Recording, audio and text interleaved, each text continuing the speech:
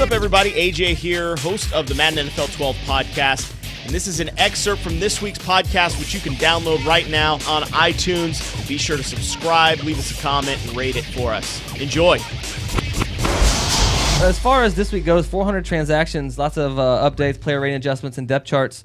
Let's go on to some of the big movers on the positive side. Charles Tillman, all the way up to an 88 overall after a 2-point boost after having a great game on Sunday. Andre Smith, first-round draft pick, Cincinnati offensive lineman, finally starting to live up to that potential. He goes up 2 to an 81.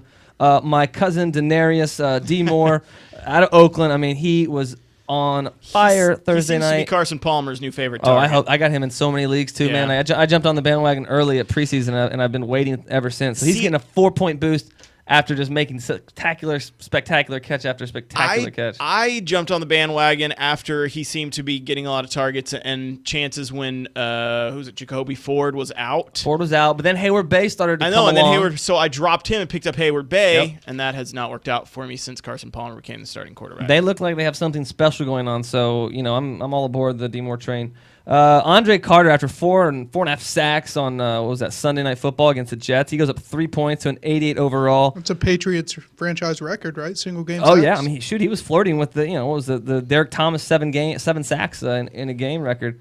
Chris Harris, DB out of Denver, slot nickelback out of Denver, going up 4 points to 69. Nice. Jeremy Mincey had 2.5 sacks, goes up 3. And finally, for the increases, Patrick Willis, welcome to Club 99. Nice. You're 99 overall now. What about Michael Bush? Did Bush go up? Michael Bush, let me see. I think he did. I have to flip through all of our paperwork.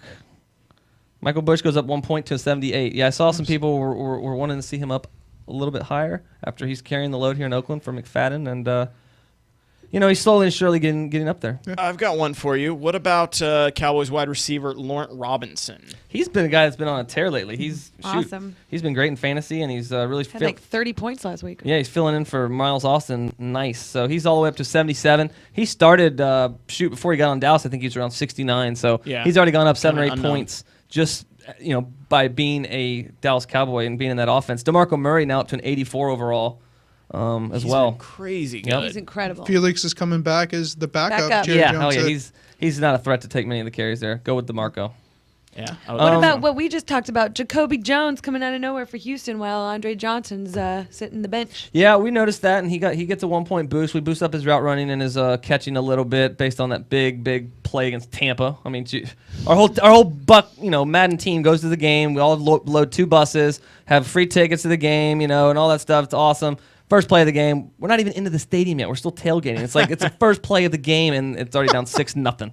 So and I can't remember which guy it was from my Browns, either Ruben or Taylor. You gave a nice stamina increase to? Yes. Where is this at? Stamina. I don't know where that is exactly. I can't find Stump the Czar segment.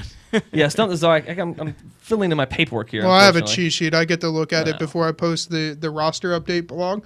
But I saw one of them went up like 7 or 8 points in stamina. It might have been Phil Taylor. What does that do to the overall stamina? Stamina doesn't do a whole lot to the overall, but it definitely, I mean, it determines literally how long you can stay on the field based on, number of plays run in a row, no huddle offense. For Madden, it means like your guy will be green and you start to see him fade out to like the yellow. When they become fatigued, literally what that means is like all of their ratings are getting tanked and they're slower, they give up on the play and they get hurt. You literally want them off the field once they get to that point. And it kind of makes the difference between a starting player and a bench player, correct? Like bench players are generally less stamina, correct? You can bring them in at different situations. There's some bench players that have really good stamina and they're known for being able to play the whole game and play a lot of snaps. So it's not necessarily that's a starter bench thing, but it's definitely a characteristic you see in a lot of running backs. A guy like Brandon Jacobs, he's got a lower stamina versus your Bradshaws and your guys that can carry the ball 30 times a game.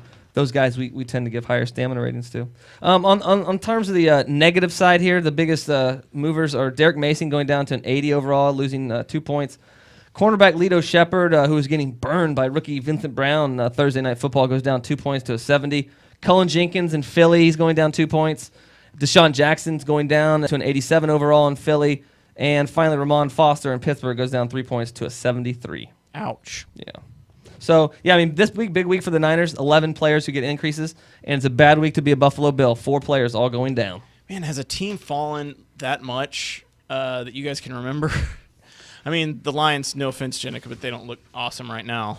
But Right now. the Bills have just fallen off. It was crazy. you call it the New York Giants, right? That's how the Giants have been over the past few years. They Yeah. start out like 6-1, end up 7-9. Like Plax's year that he ended up going off the team, they were like 10-1, and then They just didn't make the fell playoffs apart, or yeah. something. Well, this week would be a telltale sign when they go down to Miami. Yeah, this is a game they have to win. I mean, I'm talking to some of the Bills fans on our team. Patrick Belanco, who's a diehard Bills fan, he says it's over after this game. If they don't win, he's mailing it in the rest of the season. There's no point to even tune in because if you can't beat Miami, you're not going to beat anybody. If he doesn't, I mean, did Ryan Fitzpatrick outsmart the entire Bills organization with that Harvard education? Did he not? Man, that's I want $60 million guaranteed. I'll take 24 right now. When you're lining up C.J. Spiller as a receiver and he's dropping the ball like that, and you know your team is, they had some they're injuries, up to fatigue so they were and injuries. They were trying some different things, I think, in their lineup. I mean, Fred Jackson has been the cog of that offense, and he's starting to sort of slow down a little bit. He's turned the ball over. Stamina's going down. Fumbling. And we're moving his carry rating down as a result. But I don't know. I think the Buffalo has to win this. We'll get to our picks and we'll see where we all stand on it. It's what happens. So you get a guy like David Nelson who's perfect at a certain number 2 or number 3, but Who really guys likes get his hurt. girlfriend. Yeah, yeah, he does. Why is that? I missed that one. Oh, you were at the game. Well, David Nelson, when he scored a touchdown against Dallas, his Dallas girlfriend Cowboys is a cheerleader. So he ran down the Yeah. sideline all the way to her and handed her Down handed to- her the Oh, ball. but see, that's weak. Conflict of interest anyone. Chris John Ochocinco proposed to a cheerleader. It's years worse, before. though. That's better. But David that was, Nelson- but, And he but I mock don't think that was proposed. real. He mock proposed. David Nelson is being genuine with this. That's because actually his It was girlfriend. in But the he just CBS, gave her the ball. And but they it were was- down 21-0 before yeah. they scored. But it was like a CBS whole thing. Like they had pictures of him and everything. And they were So, getting blown out. Oh, I don't know. Yeah, it was kind of weird. David, come on. You gotta go talk to Ocho. But when you're dating a Dallas Cowboys cheerleader, Hey, now maybe that's you cool. want everybody to Don't know. get me wrong. That part of it, dude, hat off. Tip of the cap. But Nice pull. That was just an excerpt from this week's Madden NFL 12 podcast. Be sure to subscribe and download the full version, which is totally free on iTunes.